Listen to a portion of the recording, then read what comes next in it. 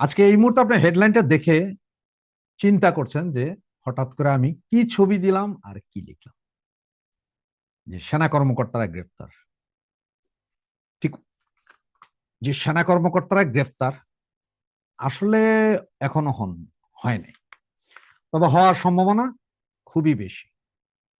আপনারা জানেন যে গত পরশুদিন আইসিটি মানে ইন্টারন্যাশনাল ট্রাইব্যুনাল বা ইন্টারন্যাশনাল কোর্ট থেকে একটা নির্দেশনা জারি হয়েছে যে গুম খুন হত্যা বিদ্বেষ যা আছে এগুলোতে এইসব সেনা কর্মকর্তাদের গ্রেপ্তার করতে হবে। তার মধ্যে 56 জনের নাম আছে, তার মধ্যে আসলে 17 জন সেনাবাহিনীতে কর্মরত আছে, এবং যারা কর্মরত আছে তাদের ব্যাপারে বলা হয়েছে যে এই ওয়ারেন্ট যাওয়ার সাথে সাথে তাদের চাকরি বাকরি সবকিছু শেষ।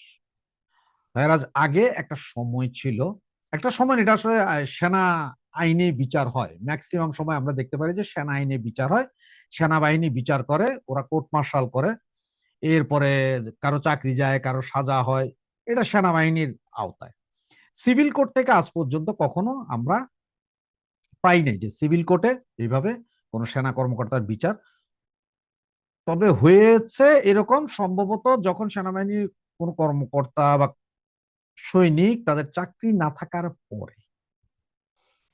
তো এখন 17 জনের চাকরি আছে, বাকি কিছু কিছু অবসরপ্রাপ্ত আছে, তাদের মধ্যে ম্যাক্সিমামই সম্ভবত দেশের বাহিরে টাহিরেও আছে। এই সমস্ত লোকগুলোকে গ্রেপ্তার করার জন্য নির্দেশ দিয়েছে, এবং ঢাকা পুলিশকে নির্দেশ দিয়েছে আগামী 22শে অক্টোবর তাদেরকে সবাইকে হাতে হাত করা, পেছনে দড়ি বাইধা কিন্তু কোর্টে তুলতে হবে।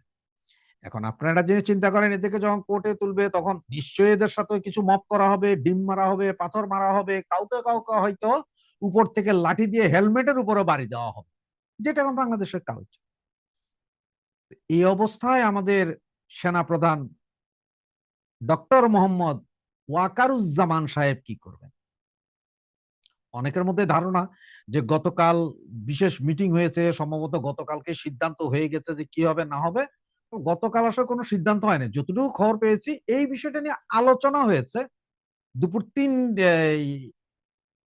1টা পর্যন্ত, সম্ভবত 1টার পরে আবার এই আলোচনা একটু স্থিমিত হয়ে গেছে। সম্ভবত ওয়াকারুজ্জামান কারো না কারোর সাথে কথা বলেছেন। আপনি এর আগে জানেন, আমরাও ভিডিও করেছি, ওয়াকারুজ্জামান আপনার প্রধান বিচারপতি, তারপরে আমাদের প্রধান উপদেষ্টা কবিরাজ ডক্টর মোহাম্মদ ইউনুস এবং আমাদের মহামান্য রাষ্ট্রপতির সাথে কথা বলেছে, এইসব বিষয়ে আসলে নেগোসিয়েশন করার জন্য চেয়েছিলাম। তবে সেটা না হয়ে এখন এই যে কালকে গত পরশুদিন ওয়ারেন্ট ইস্যু করা হলো। আর এদেরকে ধরার জন্য, এই 56 জনকে ধরার জন্য সবচেয়ে বেশি উদ্গ্রীব নাহিদুল ইসলাম, টাকলা ফুহাদ, এরা। যদিও সেনাবাহিনীতে দুইটা তিনটা গ্রুপ আছে, একটা মুক্তিযোদ্ধাপন্থী গ্রুপ, একটা জামাত বিএনপি গ্রুপ, এরকম আছে। তবে আসলে সব গ্রুপ বাদ দিলেও সম্ভবত সেনাবাহিনীতে একটা প্যারালাল, যে ওরা ওদের মতো চলে। এখন মূল কথা হচ্ছে যে 1972 সালের 1952 সালের যে সেনা আইন, সেই আইনে বিচার হবে না সিভিল কোর্টে বিচার হবে, এটা নিয়ে এখন সবাই কথা বলতেছে। কিন্তু যা হওয়ার তা তো হয়ে গেছে অলরেডি, যেহেতু এটা পেপার পত্রিকা সব জায়গায় চলে আসছে, এদের গ্রেপ্তার করতেছে। এবং আবার কি বলেছে, যারা কর্মরত আছে তাদের চাকরির ওইখানেই শেষ, মানে গত পরশুদিনে ওদের চাকরিও শেষ হয়ে গেছে। এখন ওদের বিচার আচার হইয়া যদি নির্দোষ হয় তাহলে তো চাকরি ফিরিয়ে পাবে, আর যদি নির্দোষ না হয় তাহলে তো জেলে যাবে। এখন আমার প্রশ্ন হচ্ছে যে একটা, আপনি বা আমার বিরুদ্ধে যখন ওয়ারেন্ট অর্ডার ইস্যু হয় তখন কি করা হয়? তখন এই ওয়ারেন্ট অর্ডার থানায় আসে, থানা থেকে পুলিশ আমাদের বাড়ি ঘরে যায়, আমাদেরকে ধরে। যদি আমাদের না পায় তাহলে ওয়ারেন্ট নামার মতো একটা কাগজ ঝুলাই দিয়ে আসা হয় দরজার উপরে, অনেকে দেখেছেন। আর যারা দেখেননি তারা যে কারো জিজ্ঞেস করে জানতে পারবেন যে ওয়ারেন্ট, পলাতক আসামির ওয়ারেন্ট ঘরে ঝুলাই দিয়ে আসা হয়।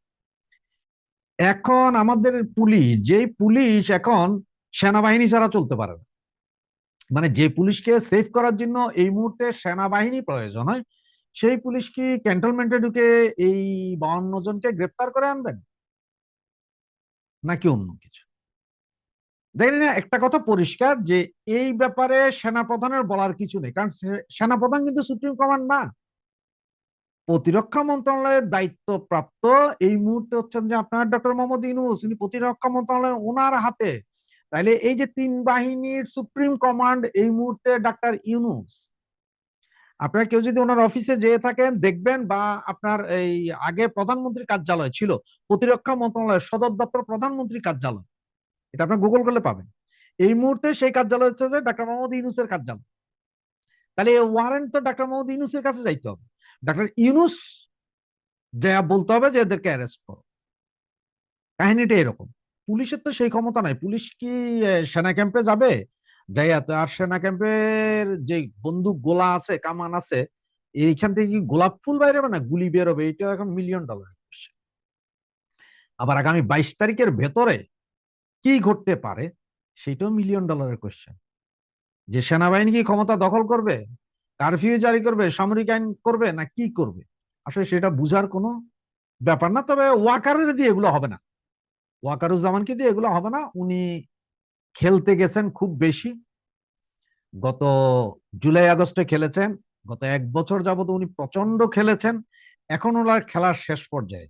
এমনও হবে যে এই 56 জনের পর হয়তো ওনার বিরুদ্ধে ওয়ারেন্ট হবে, ওনাকেও অ্যারেস্ট করে নেওয়া হবে। ওনাকেও অ্যারেস্ট করতে পারে, অথবা ওনার চাকরিও চলে যেতে পারে, কারণ এইখানে সফল হওয়ার সাথে সাথে কিন্তু ওয়াকার সাহেবের দানা আউট হয়ে যাবে। আপনাদের কি মনে হয়? আমার কাছে এটাই মনে হয়। এখন প্রথম প্রশ্ন, শেষ প্রশ্ন, এই 56 জন অফিসারকে গ্রেফতার করবে কে? গ্রেফতার কি পুলিশ করতেছে, নাকি আর্মি করবে? নাকি এমন হবে যে ঠিক আছে আপনারা সব আর্মি ক্যাম্পে থাকেন, 22 তারিখ এইখান থেকে যাইয়া আপনার কোর্টে যাইয়া কথাবার্তা বলে আসবেন, সাক্ষী দিয়ে আসবেন, আবার আসবেন, যেটা কিছুদিন আগে হয়েছিল। এবার করতে করতে এক পর্যায়ে দরকার আপনার হাওয়া হয়ে যান বাংলাদেশ থেকে। এটাও হইতে পারে নাকি? এটারও প্ল্যান চলতে পারে। তো প্ল্যান কোনটা চলতেছে সেটার জন্য আমাদেরকে একটু ওয়েট করতে হবে 22 তারিখ পর্যন্ত। এই 22 তারিখের ভিতরে অনেক কিছু হবে। 21 তারিখ সম্ভবত, 21 তারিখে সম্ভবত তত্ত্বাবধায়ক সরকারের একটা পিটিশন যেটা আছে ওইটা সম্ভবত রায় হওয়ার কথা। 30 তারিখের ভিতরে যদি ডাক্তার ইউনূস সাহেব ইলেকশনের ঘোষণা না দেন তাহলে 3 মাস থাকবে না। এখন এই মাসটার ভিতরে অনেক কিছু ঘটে। আগস্ট ব্যাপক চাঞ্চল্যকর মাস, এটা আপনারাও দেখেছেন, আমরাও দেখছি, আরো দেখতে থাকবো।